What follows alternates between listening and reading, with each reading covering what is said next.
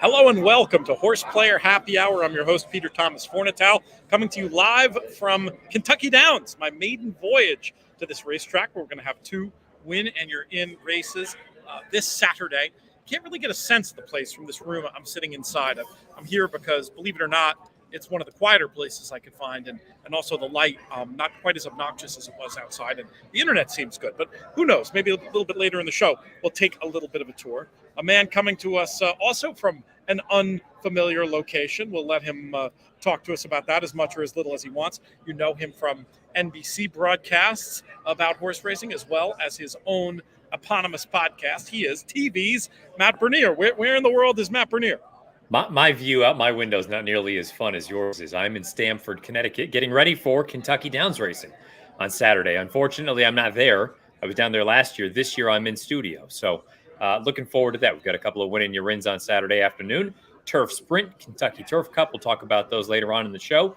But yeah, just got in. Little flight to LaGuardia. I had forgotten. I've been out of the city for a while. I'd forgotten how miserable the traffic can be in and around that area. Oh, not fun. But, necessary evil.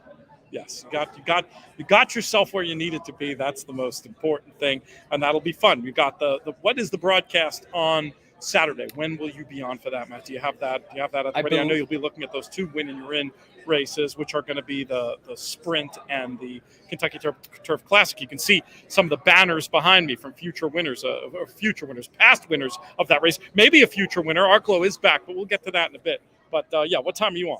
Our window is 5 to 6. It'll be me and Ahmed Fareed in studio, and then down there where you are will be, how's this for a duo? Nick Luck and Eddie Olczyk. Oh, what is that exact to pay?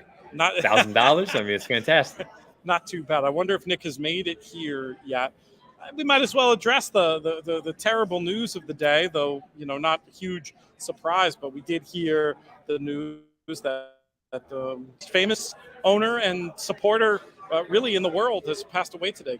Queen Elizabeth II passed away at the age of 96.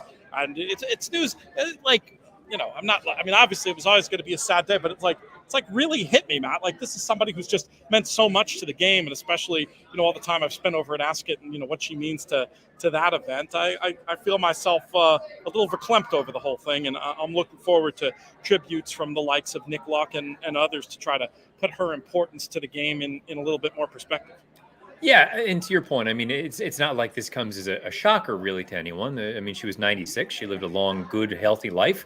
But I think purely from a sporting standpoint, whenever we lose someone who is as large an advocate for our game as someone like the Queen was, it's certainly a loss. And that's on the most basic level, also understanding what she meant worldwide and not just to the United Kingdom and everyone else over there. So, it's certainly a sad day. Again, not a stunner at 96. I would love to get to that point. And if I even get close to it, I think I'll be doing well. But, obviously not a great situation. But, again, I think it is one of those things that you know what the people mean to you when they're here, but then it's not until they're gone that it kind of really hits home.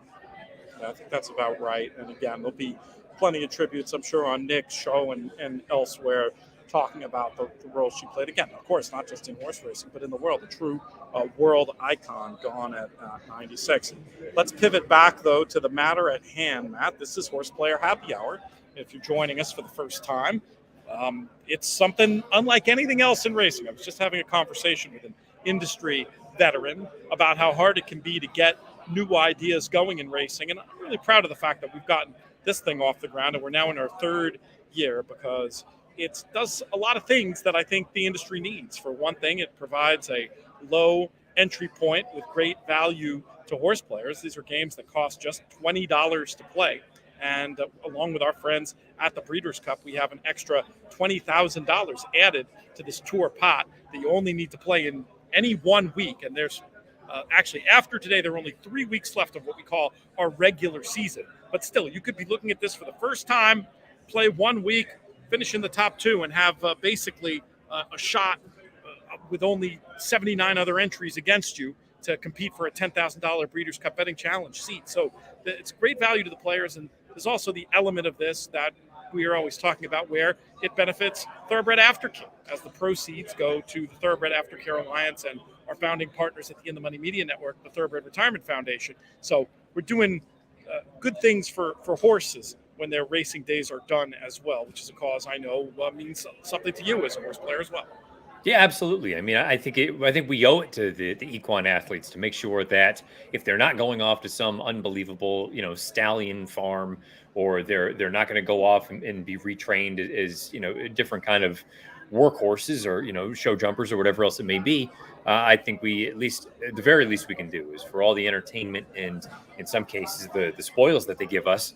The least we can do is make sure that they're taken care of when their job on the track has come to an end. So, yeah, it's a great cause. You brought up we are getting down to the bitter end as far as the regular season is concerned. So those of you that are new to the tournament and the overall regular season, maybe you're running out of time, or maybe mathematically it's not possible for you to win the regular season championship, but that doesn't mean that you can't run inside the top two and qualify for the playoffs. And then from there, you have your opportunity to win a $10,000 BCBCC.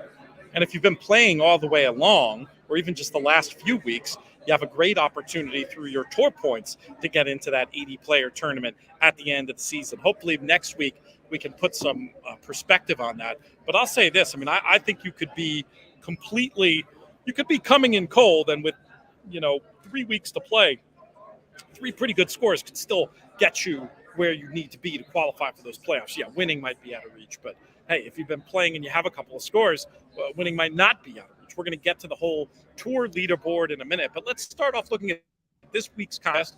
We did something, another little bit different. We went with the All Kentucky Downs format today. Such a unique track, and boy, it's amazing being here. You hear people say, "Oh, they're basically running horses in the middle of a field," and I'll walk outside in a bit and give some perspective on that. But yeah, it really is like somebody described it as a field of dreams situation. If you build it, they will come. We're not in the middle of a metropolis, let's put it that way, and yet they've built this incredibly cool track, given away tons of money. But you walk around here, it feels like you're at Fair Hill races. It's like a county fair atmosphere. It's pretty incredible.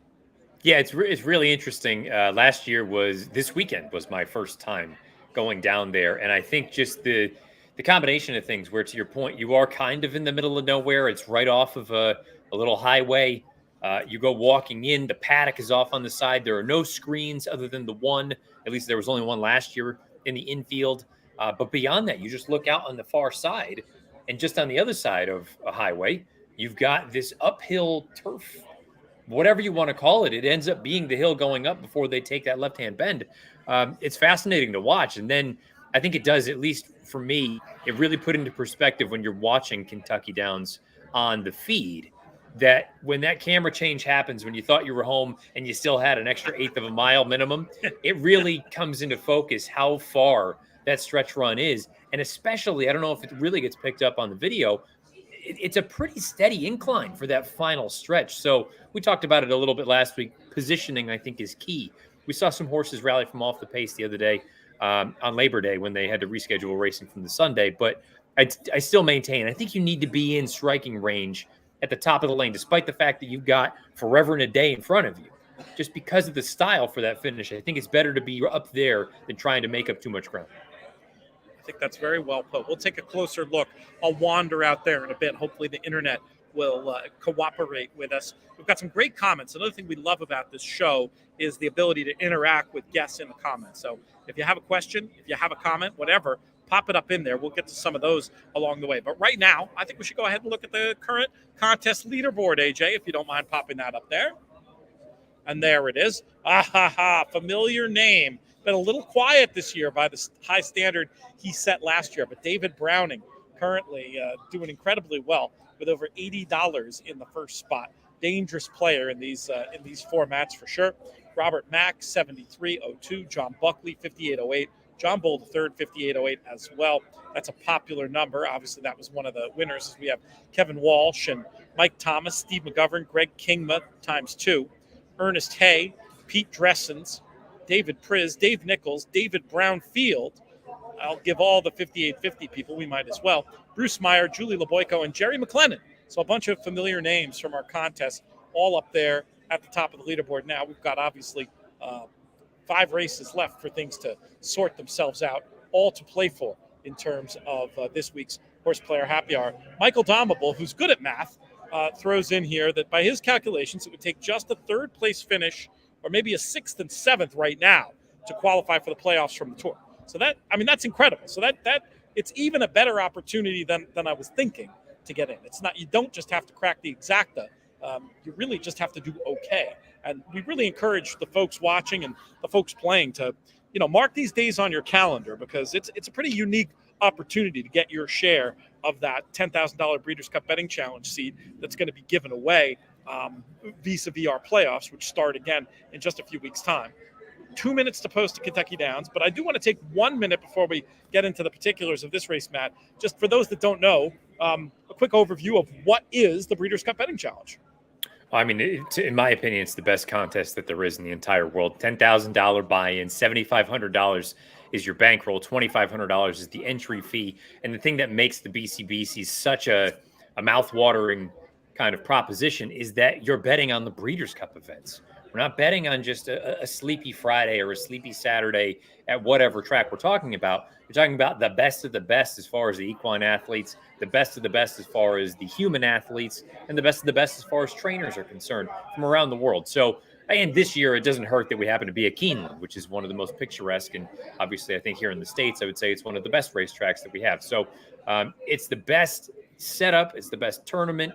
Look, you're going to have to, if you want to try to win this thing, you're going to have to take some shots. But it's a phenomenal opportunity. And even if you don't qualify, I know they're getting close to the gate. If you're going to bet $10,000 over the weekend of the Breeders' Cup, you should just buy into the contest. I know multi-race sequences aside from doubles aren't included, but if you plan on putting that much money through the windows, just purely based on the prize pool available, you should be entering the BCBC. It's immense. And of course, you win your entry and you could just theoretically mess around and do what you want to do and walk away with the money too. It's not money that goes away. That $7,500 of it acts as a real bankroll. Wow, they are loading quick here, Matt Bernier. I wanted to make a case for the number 4 Showgirl Lynn B in this spot, who's shown the ability to pass horses and is a 2-time winner in a field that doesn't have another one. Not sure how she's going to get around this course, but I think 6 to 1's an okay price. Did you have a quick thought on this race before they pop here? Yeah, the 3 was a little bit interesting as speed, coming out of that maiden 40 claimer, now stepping up against winners for the first time for Ravelli. But also the 6, if you were taking a stab in here, right of refusal. I have no idea if this one can stand up on the turf, but the sire gets 18% with turf sprinters. The dam was a winner on turf, lived in that sort of 70 to 80 buyer range, and they're willing to take a shot here. So we'll see what we get from the 6, who had been in that kind of 10 to 1 range, and I think floated up to almost 20 by the time the gates popped. I do not mind where the 4 Showgirl Lynn B is early on. Maybe I'll walk out here, give you a little sense of the atmosphere. I don't know how loud the crowd is going to get out there, but if nothing else, you get to see the horses running live up the straight, which could be kind of fun. So we'll do that. But yeah, I absolutely love where I am, and that's you on the lead, right? We just need a 1-2 number here, and we'll be in business. And have the 6 pick up some pieces from last. There's your cold try. Done. You can probably hear Larry's call a little bit louder as I walk out onto the deck here. This now, is again, one of the highest points. For folks that have never been there, where the horses are on the track is still, I mean, it's not literally miles, but it feels like it's miles away. You're going to see the quarter pole come into view in a little bit. We're just inside the 3/8. The quarter pole is going to come up on the right side right now. And I mean, it is a proper stretch and a half. And now they're going to start running uphill. Yeah, it goes on forever and a day. AJ, if you could throw Pete's screen up entirely, that'd be perfect. The 7's coming like a freight train. It didn't come clean me here later. Ooh, we're finding, though. Oh, we're finding. Nice. I thought we were beat for sure. I don't know if you could see. I don't know if you could see what I could see there, but like I swear, on a flat track, on a normal racetrack, there's no way the 4 can hold on. But I think that there's like a subtle little turn there very late in the game where those late closers kind of they can lose momentum because it's undulating and it like dog legs a little bit too. It's hard to describe, but you can see it live, and I think it may have helped there. And that might be part of your point, Matt, about wanting to be in contention, because it's hard. The closers that build up all the momentum on a straight finish, like they can kind of lose their momentum again. And I think that's what happened there. I mean, I'd have bet anything the 7 was going to win. So I'll also be nice. curious to see if they take a look at this. I don't know who did what, but the 10 certainly needed a steady and deep stretch, almost clipped heels. Again, the 10 may have been backing up at that point, so maybe it was inconsequential, but there was certainly a little bit of crowding, and I don't know who was necessarily most responsible for it. I would venture a guess that they're going to take a look at it before anything goes official. But Pete, I'll say the other thing too that is throwing me for a loop still is taking a look at the payouts for these races in Kentucky and seeing 8 cents, 19 cents. It's just you're not conditioned to, or at least I'm not. I mean, it's been our entire lives that it's been, to the dime. But here we are. I mean, it's a new day has dawned. The penny breakage is great. I have to say, these races, as much as I love them, my brain doesn't want to, like, in theory, I want to bet place and show when I'm seeing penny breakage because you're getting a better effective takeout. But these are races where, for me, the risk and reward is such that I'm happier like taking my shot on the win end. And you still benefit on the win end from the penny breakage. But I could see at Churchill or at Keeneland and in dirt racing where I can, generally speaking, just be more confident about my opinions on horses because I can, there's just less chaos on the dirt in a lot of ways than there is on turf. And I think that's where it's really going to come into play. I could see getting really into place parlay, show parlay, some combination of the two. Here, I feel like it's hard. You know what I mean? It's so hard to pick a horse that you can have confidence is going to hit the board that I'd almost just as rather go ahead and do what I did there and just bet on the nose. So I was going to say, and did you think you were going to get the second longest shot in the board? Was Giroux aboard? I mean, the form was so weird. That was one of the things I liked about her was it felt to me like the things that I felt were her benefits. And funny enough, ability to pass horses didn't really come into play. It was basically on or near the whole way through. But that and I don't think people really pay that much attention to the fact that even though, the way our conditions are written, you'd think it would be obvious it would be a huge edge to have 2 wins as opposed to 1 win. But for some reason, the market doesn't. The market is like so locked into figures that it doesn't often play out that way. So I think the form was weird enough. There were enough question marks that I'm pleasantly pleased that we've still got 7-1 with those 2 scratches. And I don't see the inquiry sign lit up just yet. No, they haven't thrown anything up. So maybe I was a little premature with that, but there was definitely a little something there in deep stretch. Again, the 10 may have been backing out of there at that point, so maybe they're not going to give it, a second look. But it is what it is, I guess. I think as far as the program goes, we'll wait for this to go official. I think we should then look at the tour leaderboard, AJ, and then maybe we'll run our pre-record because obviously we'll have some time before this next race comes up at Kentucky Downs, and then we'll figure out based on when that race is going to be when we want to do the Saturday previewing. Does that sound like a good plan, Matt? Works for me. Excellent. So yeah, still unofficial, but they're not acting like that now. There's the number on the 4th place finisher is blinking, but that probably means that there is an okay. Inquiry. Yeah, there is an inquiry. Yeah, but it looks. Now it's blinking on the 7 as well. So the winner may be okay. So those were the 2 horses that I believe came together with the 10 in between. Gotcha. I would have been very surprised had they not looked at it, but they're just going to give it a quick once over. I don't know if it'll make a difference one way or the other, but it would have been surprising had they not taken a look at it. Yeah, I couldn't see anything from where I was in mid-stretch. But let's go ahead and, especially with the winner not involved, let's go ahead and take a look at that tour leaderboard, AJ, when you have a chance to pop that up. And then we'll come back to it. Our leader, no surprise at all, has been our leader for a while, Michael Cavana in first place with 340. But, very much on his heels is Greg King, who has 320 points. Togo Travaglia, who I had the pleasure of meeting at our Live at the Brentwood show on Saturday, had the Acacia Courtney Clement come visit, and Togo came to say hello after. That was cool. He was staying at the Brentwood. Matthew Abbott in 4th place. Dylan Donnelly in 5th place. The aforementioned Michael Domable, 170. Dave Nichols, 165. Kirk Rockwell, 160. We might as well round out the top 10 because why not? If AJ is able to scroll that for me. But if he's not, that's okay. Oh, no, there we go. We've also got in a tie for 8th Tyler Sisk, and then Howard Johnson, Trish Smith, who we saw in the comments before, and a final tableist from last year in a tie for 10th, Matt Vagvolgi, along with Nancy Spence and Ernest Hay Jr. So a lot of our regulars doing well, which makes all the sense in the world and is great to see. Still a lot to play for, though. If somebody gets hot today or in the next 3 weeks, we could have somebody rise from the middle of that pack or, from down underneath the numbers we touched on there and still win this thing. And again, you win the overall tour, you get a BC seed. And then there's the other way we were talking about, which is anybody who finishes 1-2 at any time during the contest, during the span of the regular season, gets into the tournament as well. And then that field is rounded out with the 40 top finishers, essentially, on the tour. So lots of opportunities to get involved and get your piece of the pie. We were talking a little bit about the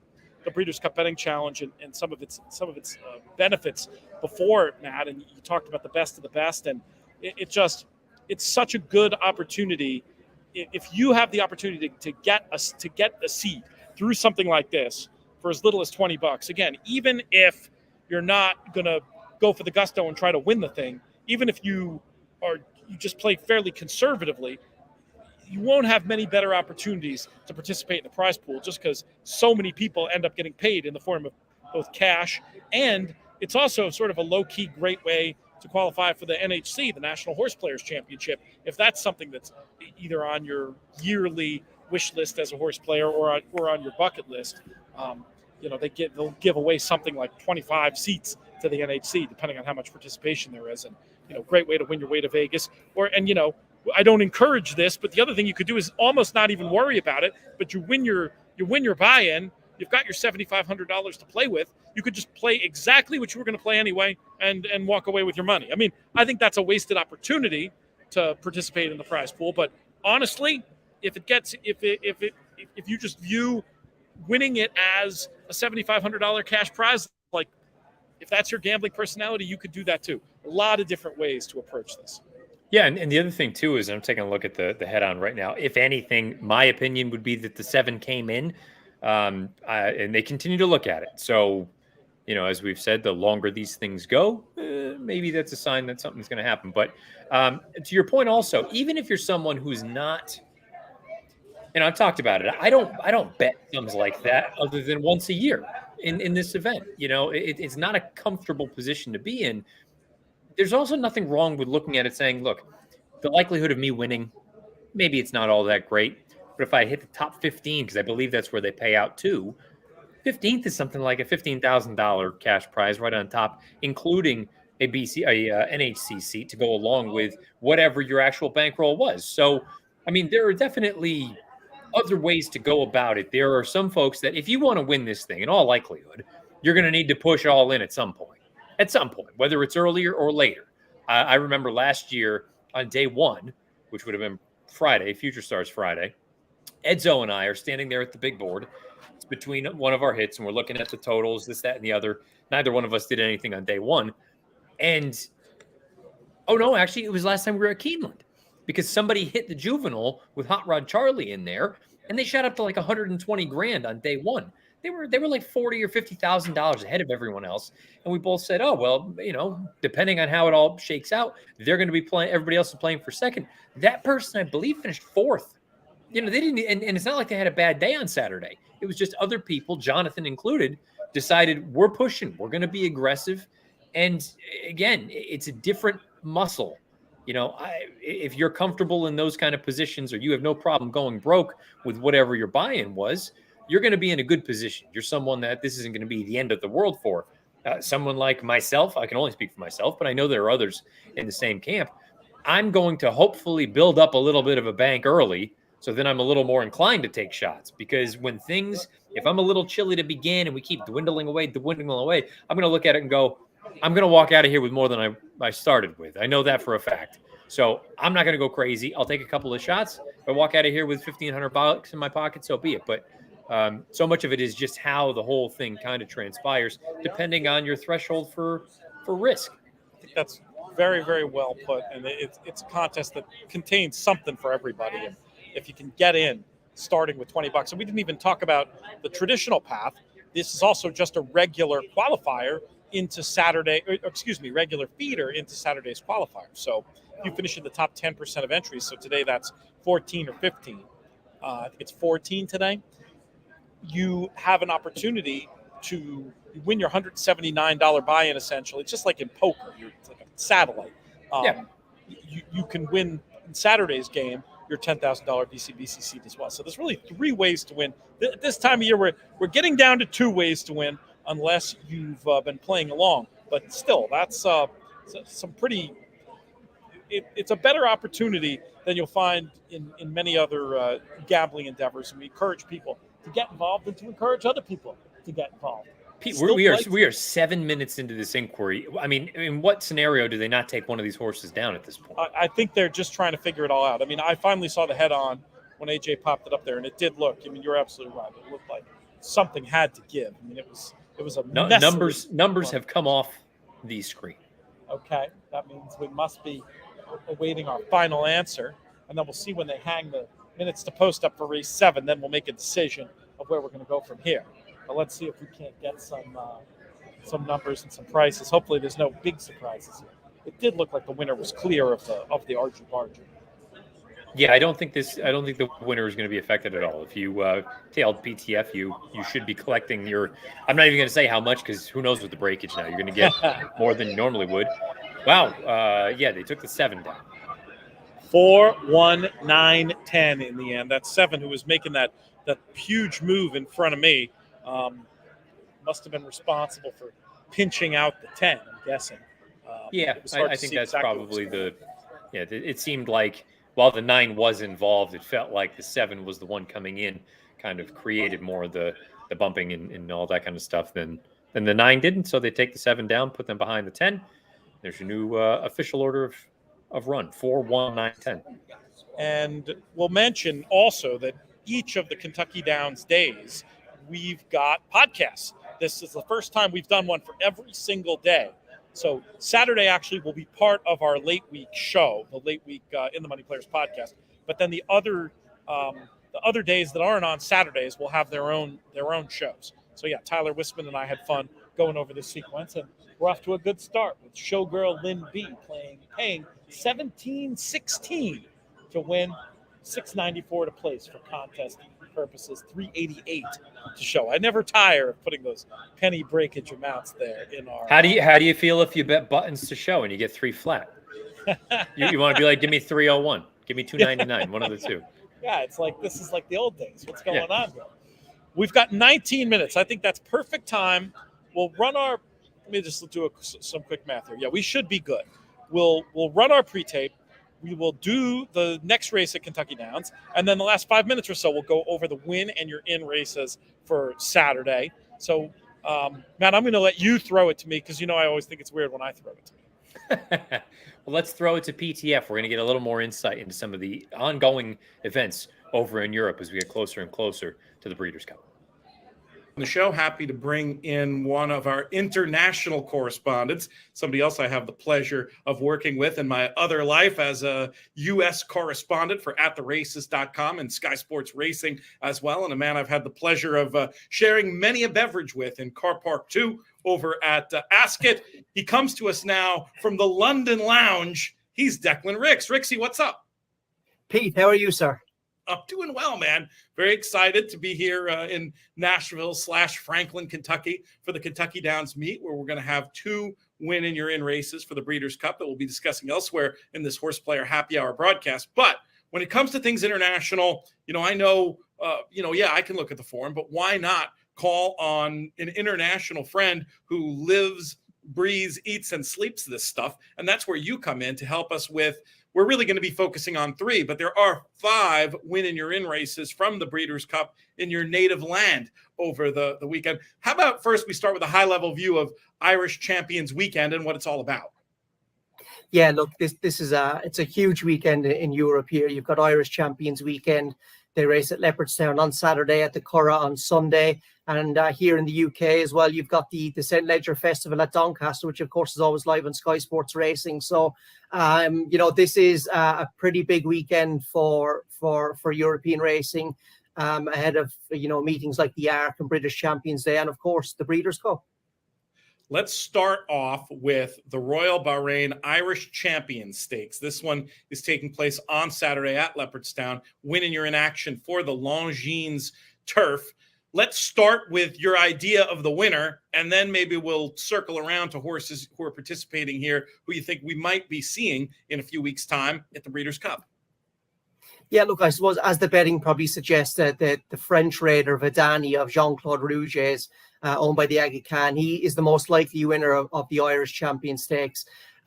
Whether or not he deserves to be as short as 5-4, I don't know. He did beat Mishriff in the Coral Eclipse in his last start, but a couple of things there. I don't think Mishriff has been in his best form this season. I don't think he's the same horse as last year. Still a top class horse, but last year he was an unbelievable horse. And the other thing with Vidani as well, when he won at Sandown is a track that's really been suiting horses coming off the pace and challenging wide off the rail. And there was a headwind that day, and Christophe Soumien gave him a lovely ride, got him covered up, challenged wide, and he just got up to win in the dying strides. That was on good to firm ground. There's been a lot of rain in Ireland the last couple of weeks, and I mean a lot of rain. Totally contrasting conditions, which maybe means him and Mishriff, the two market leaders, are probably worth taking on at the prices, Pete. Interesting. Where would you want to go as an alternative? Well, look, I think Aidan O'Brien's Luxembourg is probably the most obvious horse. I think coming into his 3-year-old season with a lot of those Ballydoyle Coolmore horses, some of them can be hyped up to the max. But this is a horse that I did believe the hype. Unfortunately, it looks like he got injured in the 2000 Guineas this season behind Caribus, stumbled out of the gates, was held up off the pace, just couldn't go the gallop, basically. I think getting back on slower ground, back up to 10 furlongs, is really going to suit him. But if you, with all the rain, if you wanted a horse at a wild price, it's a shame we haven't got 8 runners for each way money. But Alan Kerr of William Haggis's, I think he could go well here. He ran well in the Coral Eclipse the last day, tried to make the running, but I think he's a horse better with a lead. He'll probably get that from Broome and Stone Age off a quick gallop. He's one at a wild price who could outrun his odds. I like the sound of that. For those that don't know, we have a lot of people. We're just getting used to fixed odds here, Declan, in the USA, and we're even doing it a little bit differently. But you mentioned that magic number of 8 in English and Irish racing. That's when, if you make an each way bet, essentially, this is going to go down the rabbit hole pretty quick. But what would be known as a place bet there, which would be a show bet here, finish in the top 3, you can get paid down to 3 places if it's an 8-runner field. So it helps when you have those wild long shot ideas to be able to have a field of 8 runners or greater. Anyway, that's a conversation for another time. But yeah, lots of names with familiarity to USA fans, including Broome, who disappointed here just a few weeks ago in the Sword Dancer. You mentioned also Mishriff, obviously, big international traveler. Stone Age has been on these shores.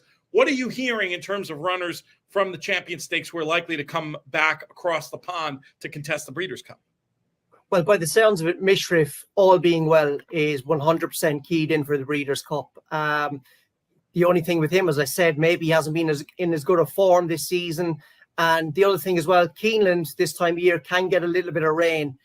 I think if the ground comes up quick, the quicker the ground, basically, the better his chance will help him get home in the Breeders' Cup turf, which, of course, is 12 furlongs on a tight track. But he's probably a 10-furlong horse, to be fair to Mishriff. All his best form is definitely over 10. Luxembourg, we haven't heard too much about.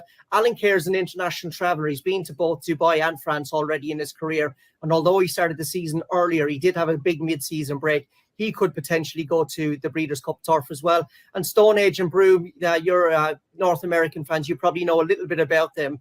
They've been competing over in the States this year. And obviously Broome was second in the Breeders' Cup turf last year behind Yabir, which was quick ground, which I was surprised he ran so well at, if I'm being honest.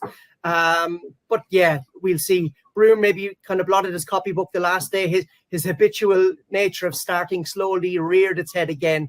He's not really a horse with a change of gears. He needs to get to the front, control the pace at a nice even fractions, and make it a stamina test. If he can jump out again, this weekend, he might outrun his odds, but I don't know. I don't know the state of the play with your turf horses in America, but Broome is not a horse I'd be afraid of. And Mishriff, I wouldn't be as afraid of him this season because I just don't think he's in the same form. Any chance Mishriff would go in the Breeders' Cup Classic as a potential swan song? I mean, he does have good form on dirt, and I mean, it's going to be a wild Breeders' Cup Classic with Flightline at the top of the market, assuming all goes well with him. But it feels like it might just be a free roll, a shot to nothing to run him in a race like that ahead of his stallion career. Are you hearing anything about that, or are you thinking turf, or if he goes? Yeah, I think likely turf is gonna where he's end up. I know he's his dam is actually out of a Ravens pass mare. I know he did win a Breeders' Cup Classic, but I think a little bit before my time. But that was maybe on Polytrack, if I remember. Yeah. I don't know. I think the dirt surface they've had in the Middle Eastern has been, it's been kind of suiting turf horses.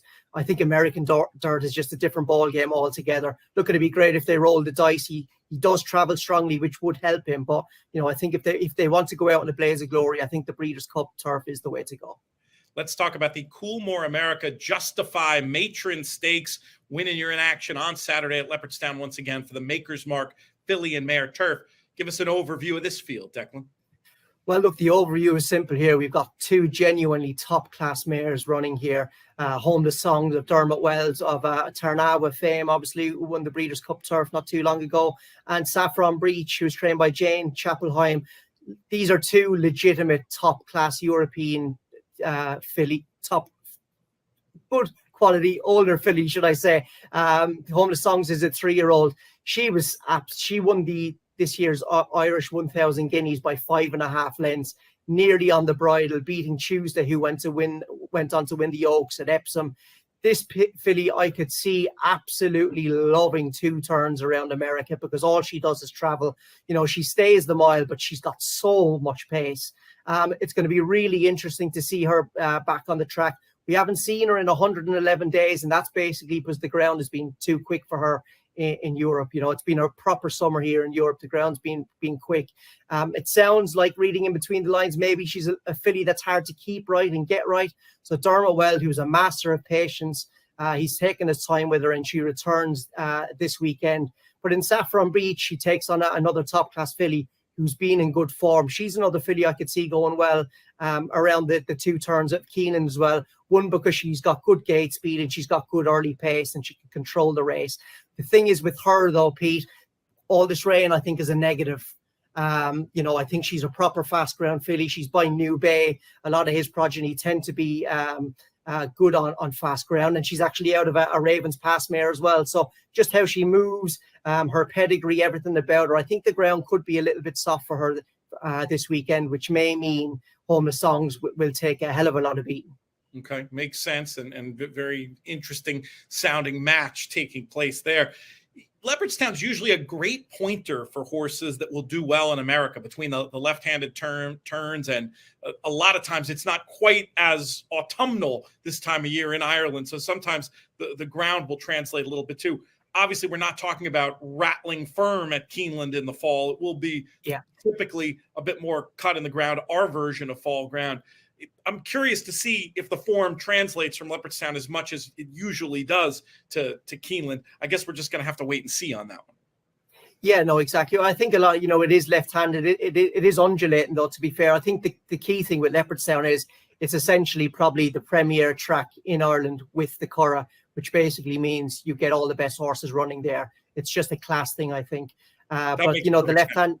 Yeah, the left-handed thing is a big thing, because I think in the States or in North America, a hell of a lot of your tracks are left-handed. So exactly. So I think it's just probably a class thing. But yeah, this should be a good race. One potential worry with Homeless Songs is she's got so much pace, Pete, and the ground's going to be so soft. Leopardstown is a stiff mile.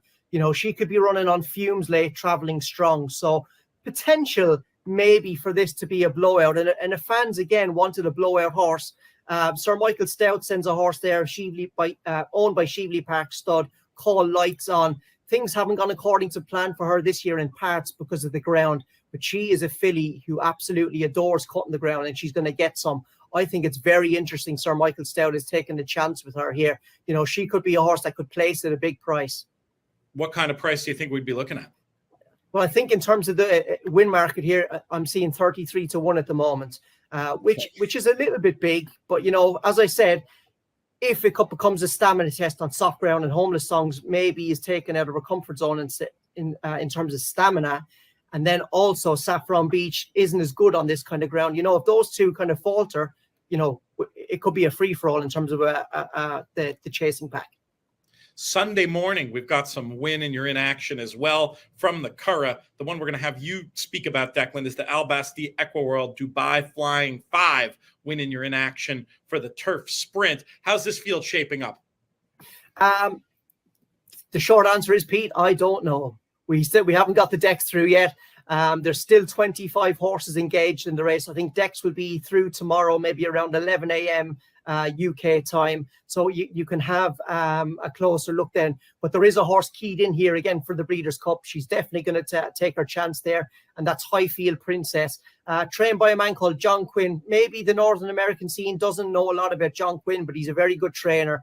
Multiple Group 1 winning trainer, and this filly has just been sensational. She's by Night of Thunder out of a Danehill mare, 5-year-old now, but she's just taken her form to new heights this season. She comes here on the back of winning. Well, if she doesn't run this weekend, she'll come here on the back of winning the Nunthorpe, which is by far and away a career best from her. And maybe, she could be taking on the US Golden Boy, which is a Golden Pal.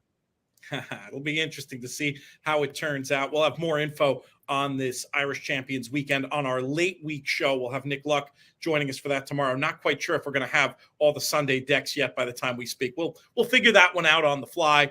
There are the two-year-old win and you're in races, which I wasn't going to hold your feet to the fire on, Declan, to give a selection or anything like that. But I'll just ask it this way. What are some of the storylines you're looking for, either in the KPMG Champions Juvenile Stakes on Saturday at Leopardstown or the Moyglare on Sunday? Any horses you're looking for to with an eye towards the Breeders' Cup or towards betting?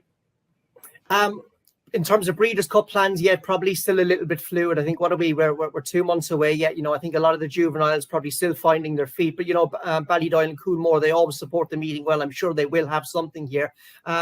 They run two well-bred horses in the KPM Champions Juvenile Stakes at Leopardstown on Saturday. Augustin Rodin is by Deep Impact out of Rhododendron. Rhododendron, obviously a multiple Group 1 winning filly who was second to Enable in her Oaks.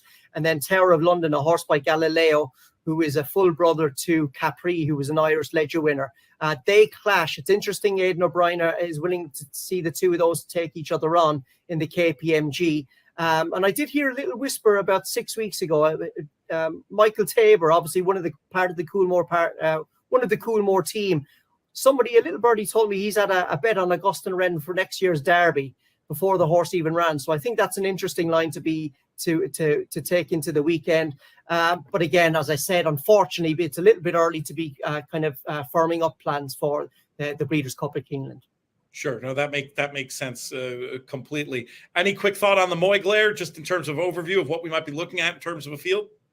Well, it looks like Aidan O'Brien is going to run Mediate here, a daughter of No Nay Never. In 4 runs, she's unbeaten. She did go to Royal Ascot this year and won the Albany Stakes, and then she successfully stepped up to 7 furlongs the last day in the debutant stakes. This is a tried and tested route for Aidan O'Brien's classic fillies for next year. As I said, though, she's by No Nay Never, and there's been a lot of rain around. And when I think of that, I think a lot of the No Nay Nevers actually do handle a little bit of a cut in the ground.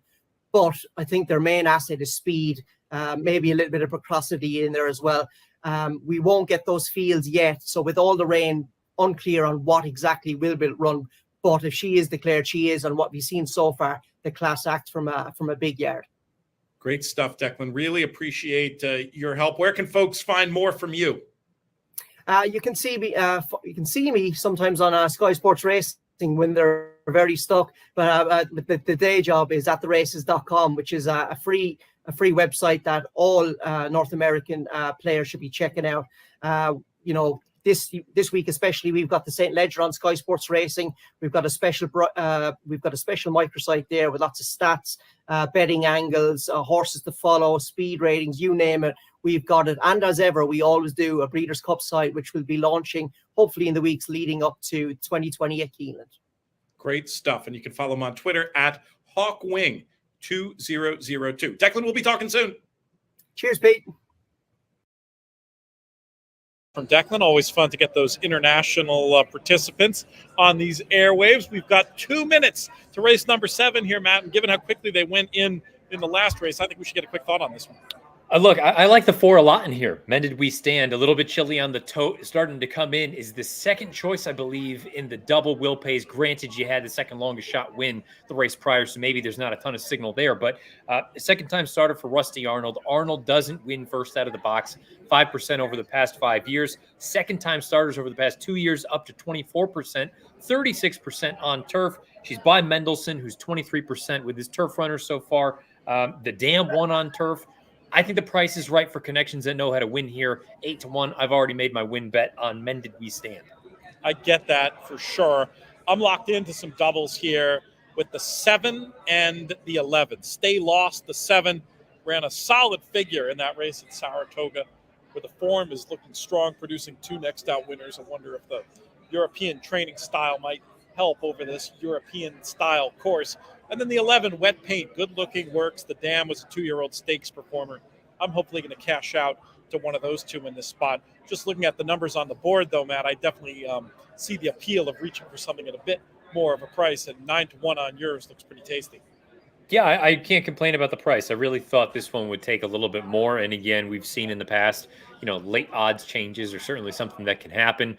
And like I said, I think typically the will pays are good ways to estimate what kind of pricing we'll be looking at come post time and when the gates actually break. But that's with the caveat that you had a bit of an upset in the race prior. So maybe that throws some of the prices off. Maybe you're not going to get the most accurate sort of depiction of what the off odds will be here.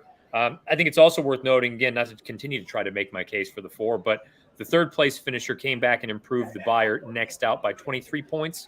The 6th place finisher came back and improved the buyer next out by 13 points. So, I guess the concern is, does a horse like Stay Lost take a significant step forward, get up into sort of a 70 buyer range?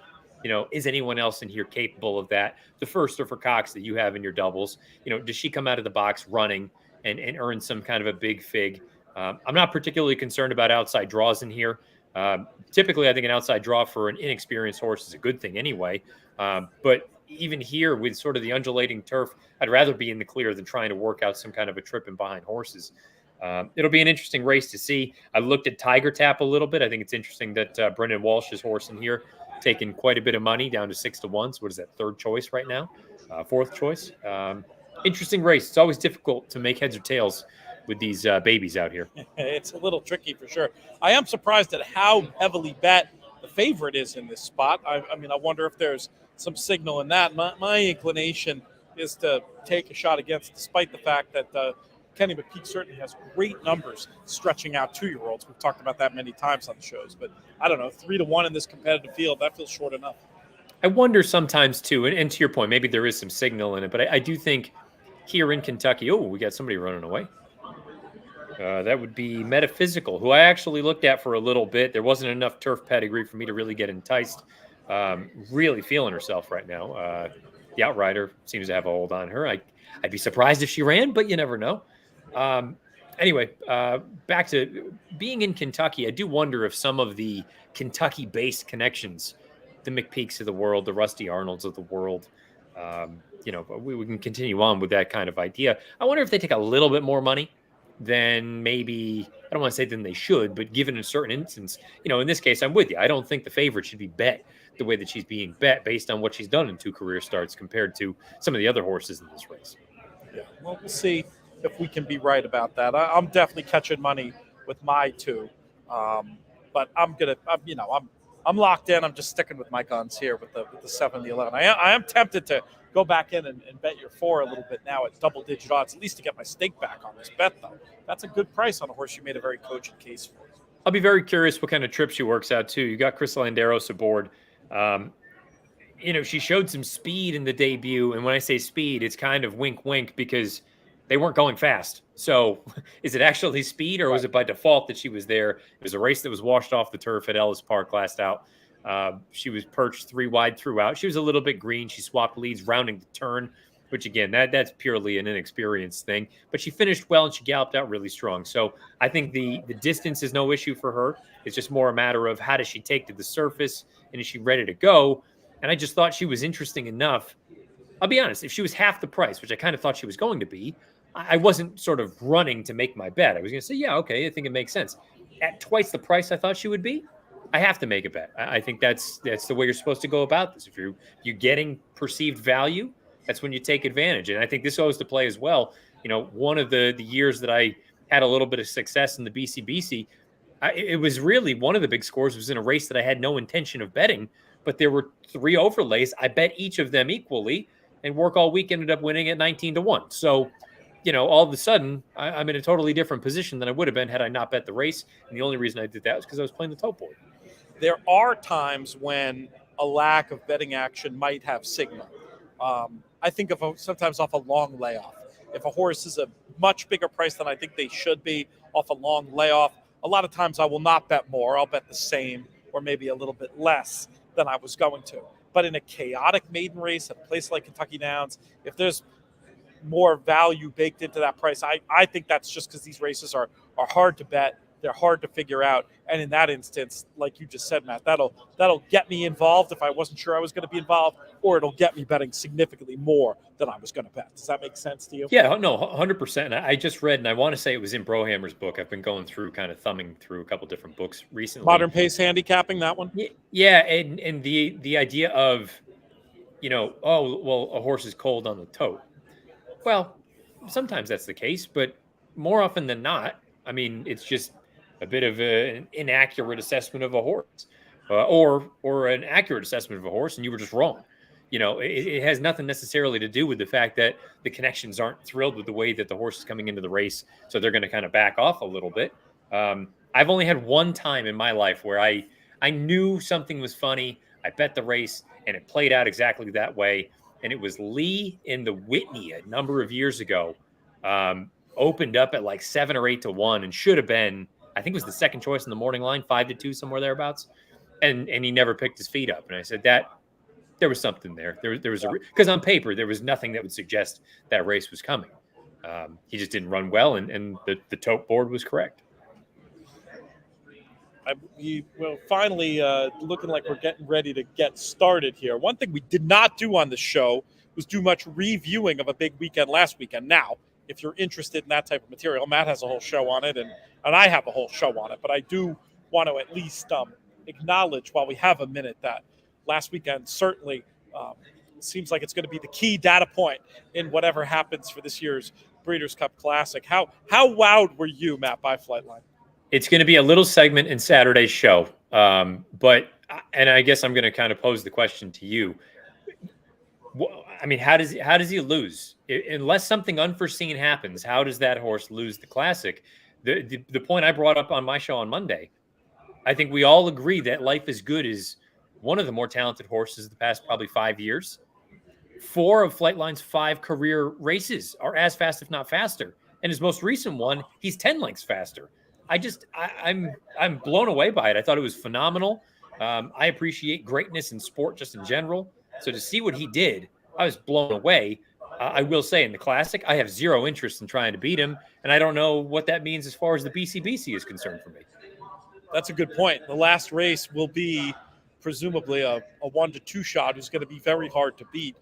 I'm really interested. I really, really, really hope Life is Good goes, and I really, really hope Life is Good tries to make a race of it, because that's where it could get interesting. You know what I'm saying? Just because him having a pace rival that serious, that is a question he has yet to answer. Yeah, I agree with that, and I understand where you're coming from. I guess the thing was, watching the race live, I just got back to my parents' house from Saratoga, and I turned on now FanDuel TV, and there were no fractions. And I said, I don't know. I mean, it's pretty bunched up field. And then they threw 46 up there. And it was like Pratt was trying to get him to relax to 46, and he was just too good. And in my head, I'm thinking, even if Life is Good goes 46, I have no idea if he's going to get the distance. This horse has no problem with the distance. If anything, he's getting better. So I don't know. I'm going to be fascinated to see. Meanwhile, I'm going to start whipping here pretty quick. Let's see if we see what happens. Just finish. getting produced here for a run. Finish. Who's that in the dead center of the Yeah, track? they're gonna run me down.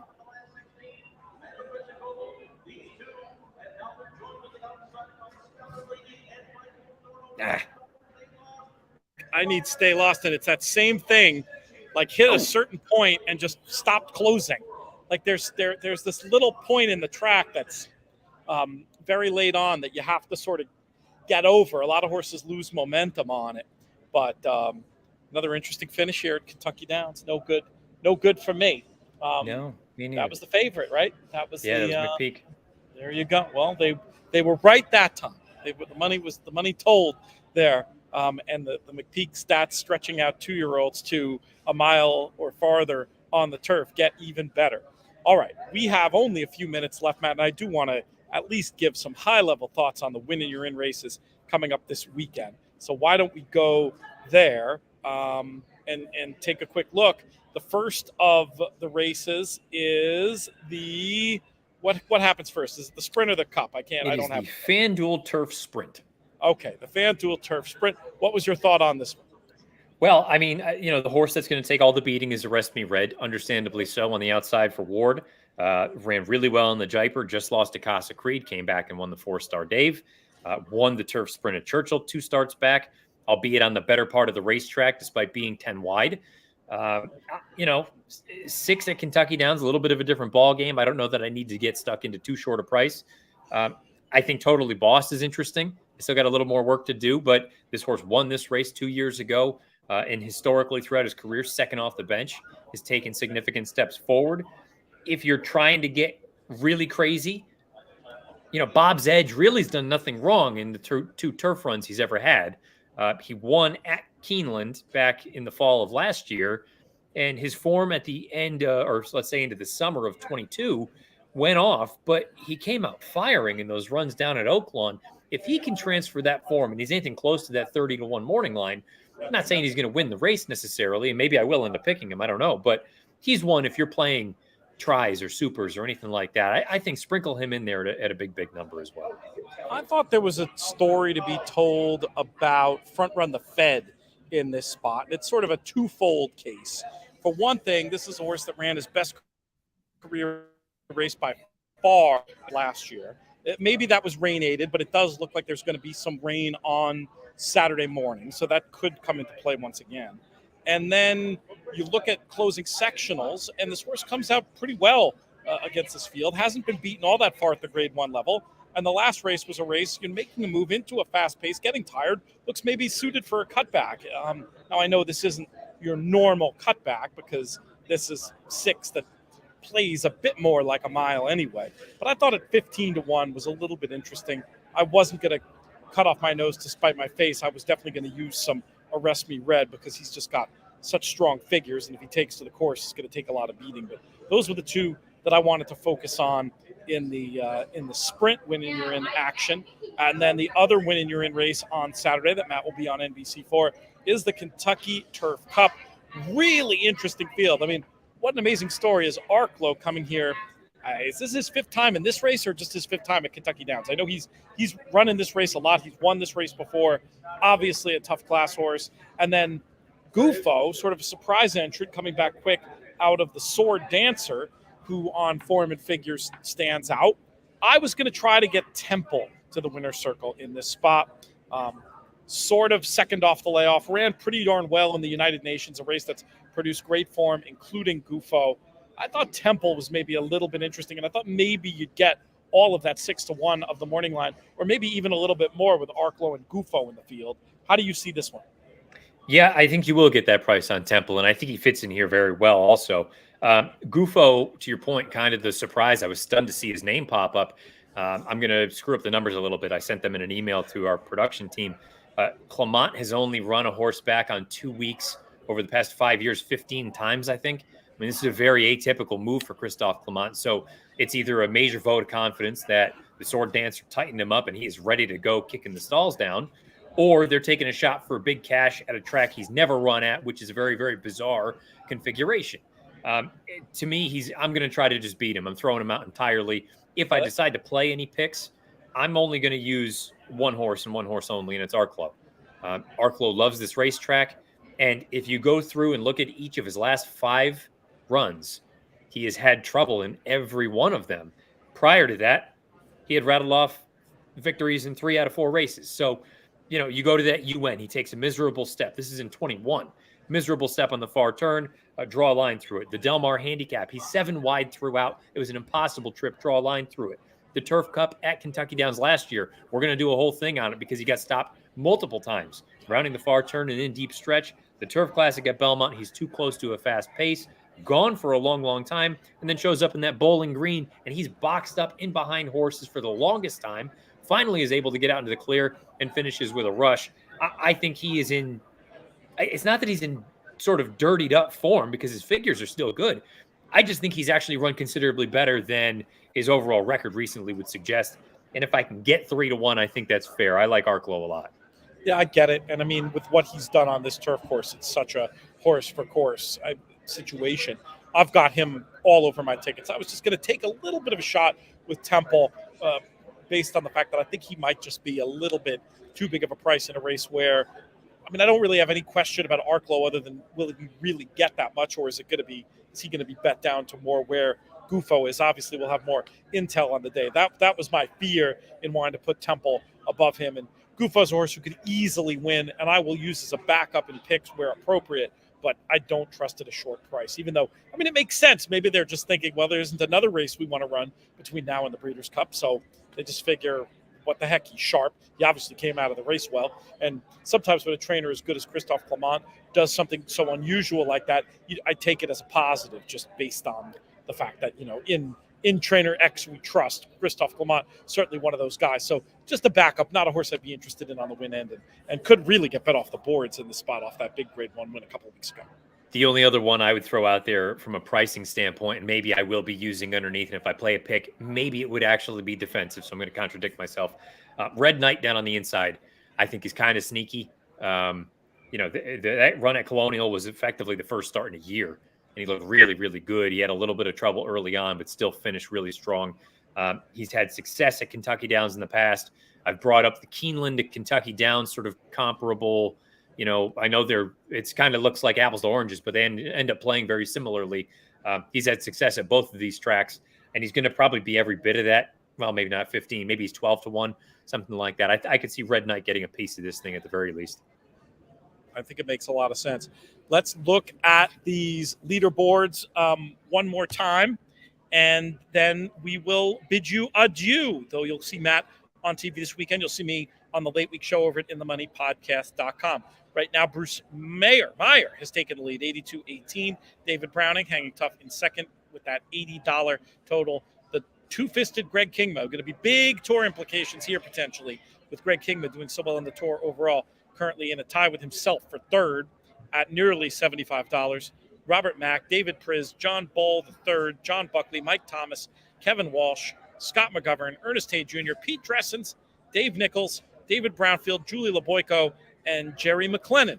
We'll finish our shout-out still in that big scrum at 58.08. Lots to play for here, though. 3 more races to go. We'll see how it plays out in this week's edition of Horseplayer Happy Hour. We'll be back next week, and my road show will continue, Matt. I'll be up at Woodbine for Thursday. Are you going to be there next weekend, and when do you travel? Yes, I will be there next weekend covering the Woodbine Mile for TSN. I will get up there on Friday, so I'll be doing Happy Hour from home.